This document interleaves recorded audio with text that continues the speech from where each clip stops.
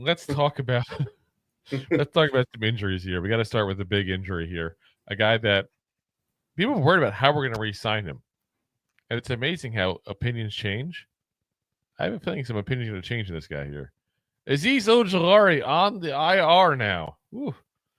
And listen, guys, he doesn't make him any worse a player. Don't get me wrong. But this is a guy who gets injured every single year. And a lot of people are like, oh, how are we going to re-sign him? We're going to have to let him go probably at the end of the year. Someone else had to give him big money. I don't think anybody's giving this kid big money because he's injured every single year. He doesn't play the run. Is he a good quality role player in a defense? 100%. 100%. But he went a little bit of a tear this year with rushing the quarterback. And people thought there was going to be this big splurge on him in free agency. This probably kills that, guys. Let's be honest. 1,000%. Listen, you also have to look at, like I said, he's been very injury prone. We talked about him taking a step back, not being a starter, getting, somewhere between 30-50% of the snaps would keep him healthier longer. And let's talk about how we're in week double digits, and now he finally got injured. It's not week 4, week 6. Granted, he's gone now, but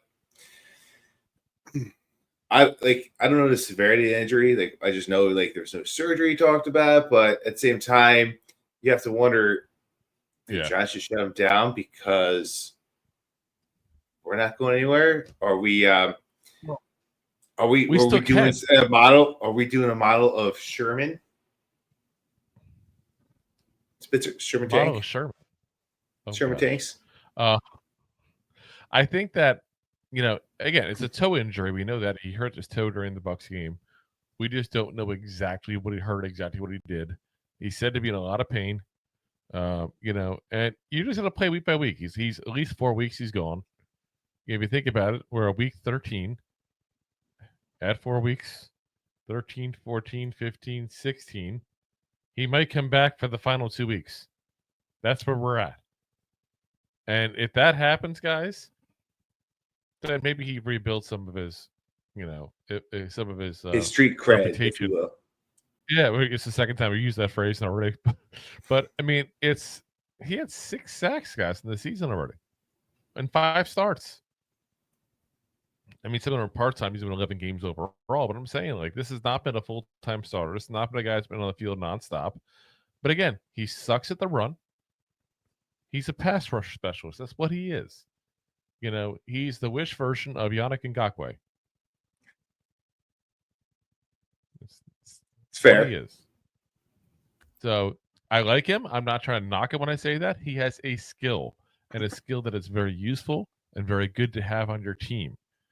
But he's not a elite player. He's not a top-end player. He's not a guy you want to pay like that.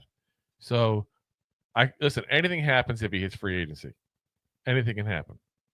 But I think a team's going to look at this and go, 7 games in 22, 11 games in 23, 11 to possibly 13 at most in 24 now. And they're going to be a little scared. But they're also going to look at the numbers and go, okay, he's had 46 games and 30 starts. And he's got 22 sacks. So he's averaging almost half a sack a game, basically. There's not a lot of guys in the league that can do that. That's a skill. So, again, I'm curious to see what happens with him. Free agency, you never know. But I think this actually helps us retain him, as scary as that sounds. But it also takes away a quality player if we want to actually make something of the season. Just at least get some of our respect back, our street cred, if you would, again. Then we need him, but we're not going to have him. Another injury, another guy down. So. Yeah, 22.